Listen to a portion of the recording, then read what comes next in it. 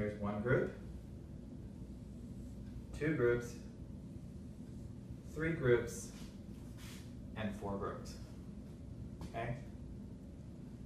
I'm going to check and make sure that you have that done correctly. Okay. Good. I like the way that everything is equal and you have your shaded parts. Okay. So next, we've done part one. We've divided into 4 equal parts. And we know that since we're looking at equal parts, we're only looking at each part. So we know that we have to have a denominator. And so our next step is to count how many total pieces we've now made. And the easiest way to do that using our multiplication facts is to look at the top and say 1, 2, 3 pieces on top. So go ahead and copy that down. Okay, good. I see you have that in the right place. And here we have 1, 2, 3 pieces. Oh, I'm sorry. We go across and now we're going to go down. I'm glad that you caught that mistake. 1, 2, 3, 4 pieces going down. Okay? 3 on top, 4 on bottom. Okay, very good. So what is the product of 3 and 4? We know that is 12. And now we're looking at each equal group. So in each equal group, after we split our 3/4 into 4 equal pieces, we have 2/12. Okay? Now, we can also reduce this, and we know both numbers end in a 2, which means that's an even number. Okay? So if we're looking at this and we are reducing, this can go in 1 time, and 2 goes into 12 6 times, which is equal to 1/6. Okay.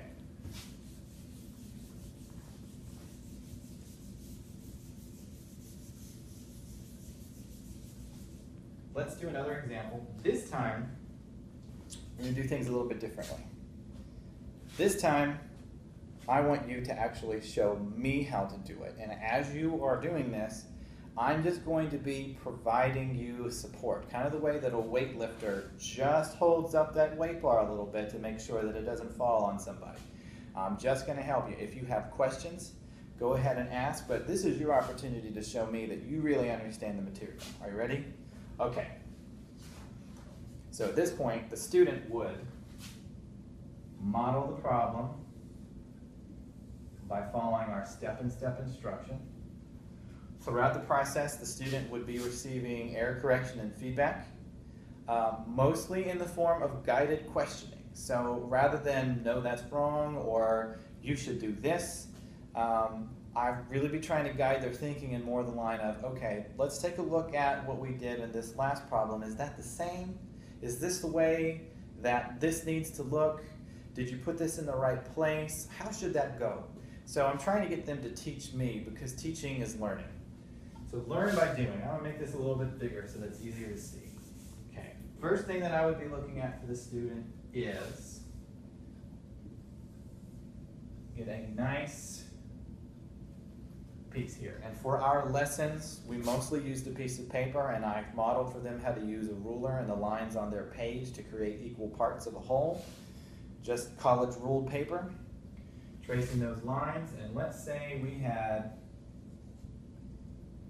oh, let's make this a little bit different. Let's do 2/5 divided by 6. So what I'm looking for in this lesson is for them to guide me step by step through the process, okay? And as we scaffold a little bit, if they feel like they are becoming more fluent with it, and they don't need to do 1, 2, 3, 4, 5, that's fine as long as the data shows me that. But in the beginning steps of this process, I really need to see that they understand, hey, this is the first thing we do. Why does it make sense? Oh, yeah, because this is the second thing that we do. So in this example, step 1 is we need to model our fraction. And the first thing that we do to start is always use our denominator. So how do we make a 5th? We do 1 part, 2 part, 3 part, 4 part. And the great thing about this, this medium is that if you need to change it slightly so that it looks a little bit more aesthetically pleasing, well, by all means, go ahead and do that. So now we know that we have our fifths, and let's just go ahead and check that off.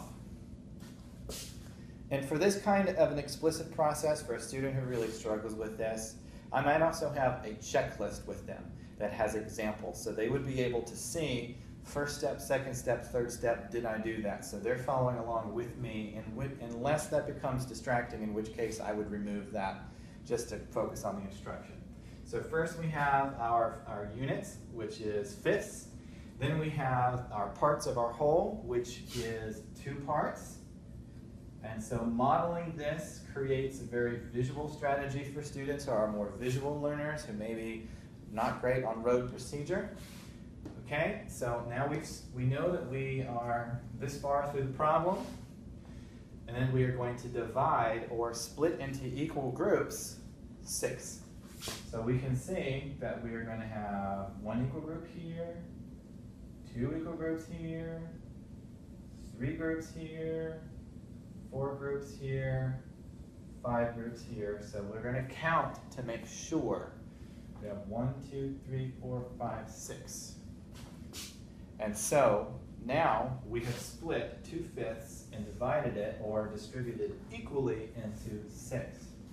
Okay, and if we don't want to spend all of this time counting and we're needing this for some kind of a test taking strategy, we know that we are going to be able to use area or array multiplication. Okay, this is a real Common Core based theme that they use in North Carolina. So here we have 1, 2, 3, 4, 5, and just double check to make sure there were no errors. 1, 2, 3, 4, 5 across. 1, 2, 3, 4, 5, 6 down. I know the product of 5 and 6, now that I've double checked it, gives me a denominator of 30. And I'm looking at equal groups. So I'm going to look at within each equal group, how much do I get? I get 2/30. Okay, and if you need to reduce further, 2/30 becomes 1/15. So to sum up the intervention, we worked on area models because it was a very visual representation that actually explains to the student in visual terms what is happening during the process. Instead of relying on 2/5 and then understanding that we have to take a problem like this and understand what 6/1 means, why does that make sense, we're going to keep and change, and we're going to flip and get 2/30. While we come up with the same answer when a student gets to a multiple test, high stakes test at the end of the year, and they are required to use multiple strategies like this, using the same medium. For instance, if we needed to change the operation so that we are looking at finding common denominators, something like 1/2 plus 2/3, we can transfer that knowledge. They're still using area models, and what they're doing is they're modeling 1/2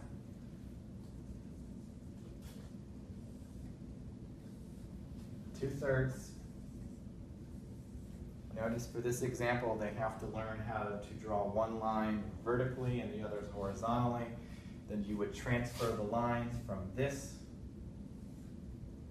So again, remember that dividing, that multiplication fractions is division, and this is y, and then you're going to transfer your half over here. And then on both of these examples, you're going to have your common denominator of 2, 4, 6. 2, 4, 6. Look at your parts. You have 3 parts here. You have 4 parts here. That means that you end up with 7/6. And even if the students wanted to then take this information, this just the 7/6,